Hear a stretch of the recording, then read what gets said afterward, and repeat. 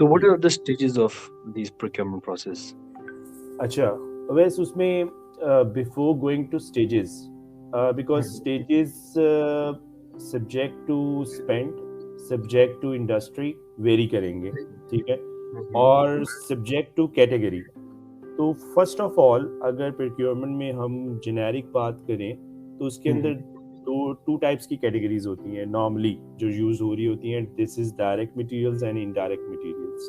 बिल्कुल। डायरेक्ट में हमारे जो है ना डायरेक्टली जो प्रोडक्ट का पार्ट होते हैं, जैसे इंग्रेडिएंट्स हो गए, जैसे Mhm. आपके अपना जो मेन इंग्रेडिएंट्स जो आपकी प्रोडक्ट को फिनिश करने में यूज़ हो रहे हैं, ठीक है। फॉर एग्जांपल मतलब अगर आप एक स्नैक्स बनाने लगे हो तो उसमें पोटैटो ऑयल फ्लेवर इंग्रेडिएंट, ये these are the main you know materials जो उस प्रोडक्ट को बनाने में, उसकी पैकेजिंग, तो ये डायरेक्ट्स में सब कवर होते हैं। लेकिन अब इनको बनाने के लिए जो मशीनरी और जो आपकी उसकी मेंटेनेंस, आपकी कंज्यूमेबल्स, आपकी यूटिलिटीज, एनर्जी कॉस्ट, ठीक है, लॉजिस्टिक्स कॉस्ट, दीज आर इनडायरेक्ट्स जो कि उस प्रोडक्ट को फर्दर उसकी मूवमेंट में इनडायरेक्टली सपोर्ट कर रहे होते हैं, नॉट डायरेक्टली। क्योंकि इनके डायरेक्ट वाली का तो पार्ट है ना कि अगर वो 5 एलिमेंट पूरे नहीं होंगे तो प्रोडक्ट नहीं बनेगी, ठीक है, Mhm. उनका ठीक है। सो अब उन डायरेक्ट मटेरियल्स के लिए स्ट्रेटजी डिफरेंट होती है, इनडायरेक्ट्स के लिए स्ट्रेटजी डिफरेंट होती है, ठीक है। इनडायरेक्ट्स में Okay. फर्दर कैटेगरीज डिफाइन हो जाती हैं जिसमें हम लोग मेंटेनेंस, रिपेयर और ऑपरेशन से रेलिवेंट स्पेंड लेते हैं जिसको एमआरओ कहते हैं। दूसरा बिल्कुल। स्पेंड होता है एसजीएनए से रेलिवेंट जिसमें सेल्स, जर्नल, एडमिनिस्ट्रेशन, डिस्ट्रीब्यूशन का Mhm. एक्सपेंस आ जाता है, एडवर्टीजमेंट वगैरह। फिर एक आ जाता है आपका स्पेंड जो कि सप्लाई चेन की डोमेन में बनता है, एलडीएनटी का, लॉजिस्टिक्स, डिस्ट्रीब्यूशन, ट्रांसपोर्टेशन वाले फैक्टर्स सारे। तो ये सही। उसकी फर्दर इनडायरेक्ट्स की कैटेगरीज हैं जिसके अंदर अपनी अपनी उनकी एक इम्पोर्टेंस है और उसी लिहाज से उसकी एक स्ट्रेटजी है, ठीक है। अब इनमें अगर हम इंडस्ट्री इनफैक्ट इंडस्ट्री नहीं, बिजनेस साइज के पॉइंट ऑफ व्यू से देखें तो डिपेंड ये करता है कि आपके बिजनेस का स्पेंड साइज क्या है और उस स्पेंड Mhm. साइज में कौन सी ऐसी मटेरियल्स हैं जिनकी आपको कंटिन्यू रिक्वायरमेंट है। जैसे हमने डायरेक्ट मटेरियल्स की बात की तो ये एक कंटिन्यू प्रोसेस है, ठीक है, बिल्कुल। यानी आपने बाय करते रहना। अब आप इसको डेली बेसिस पे बाय करो तो this is a lack in procurement. Rather आप इसको proper contracts, proper proper contract management के थ्रू, जिसमें आप उसकी क्वालिटी पैरामीटर्स, उसकी प्राइसिंग स्केल पूरे साल के लिए आप लॉक करते हो और उसका सारा एक स्ट्रक्चर बिल्डअप करते हो, एक फ्लो मैप बना लेते हो कि जी ओके यार, ये मैंने प्रोडक्ट पूरे साल लेनी है सप्लायर ए बी सी से और इन टर्म्स के ऊपर मैं लूँगा और ये मेरी क्लोजर टर्म्स होंगी। अब आपकी एक प्राइस फिक्स हो जाएगी जो आपको हेल्प करेगा जो डायरेक्ट मटेरियल की मेजर कंट्रीब्यूशन है कॉक्स के अंदर उसको सस्टेन करने में एटलीस्ट फॉर दैट 12 मंथ्स, ठीक है। अब इसके लिए जो स्टेजेस होंगी प्रोक्योरमेंट की वो डिफरेंट होंगी। Like Mhm. हम लोग क्या करेंगे कि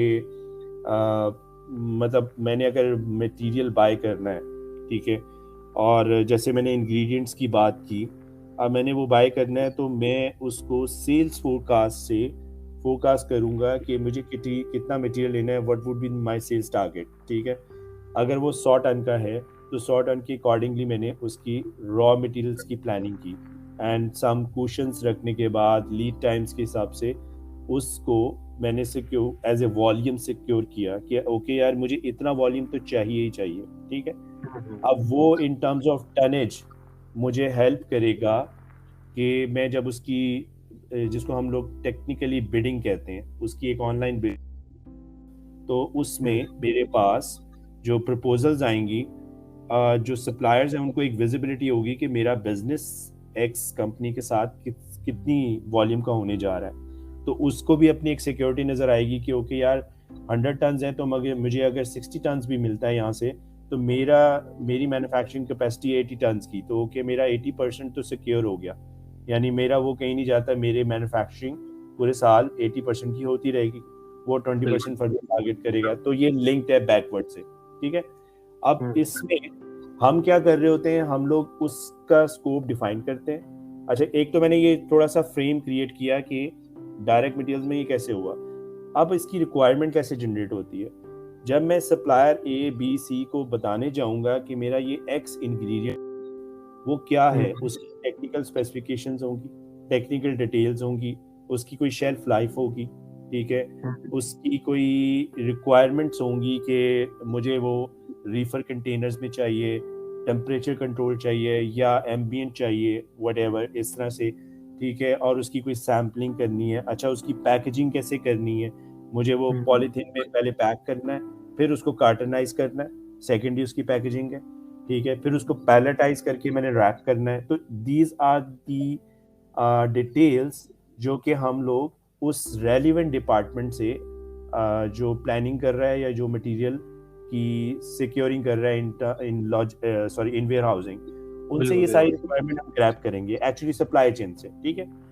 वो ये हमें सारी डिटेल्स देगा, हमें लीड टाइम्स बताएगा, हमें वो बताएगा कि मेरी मंथ ऑन मंथ अगर मैं 100 टन की बात कर रहा हूँ और साल के लिए मेरा वो 1200 टन है, तो वो 100 टन मंथ ऑन मंथ मुझे किस शेप में चाहिए, कब कब चाहिए, ठीक है, तो उस लिहाज से क्या लॉजिस्टिक्स होगी, राइट। ये सारी चीज़ें हम जब कलेक्ट करते हैं तो हम इसको स्कोप का नाम भी देते हैं, हम इसको रिक्वायरमेंट का नाम भी देते हैं, ठीक है, हम इसको बिजनेस रिक्वायरमेंट भी कहते हैं, ठीक है। और ये बेसिकली हमें हेल्प करती हैं कम्युनिकेट करने में सप्लायर ए बी सी को, या जब हम ओपन बिडिंग पे जाते हैं, टू अंडरस्टैंड कि what is exactly we are requiring, ठीक है, फ्रॉम दी सप्लायर्स।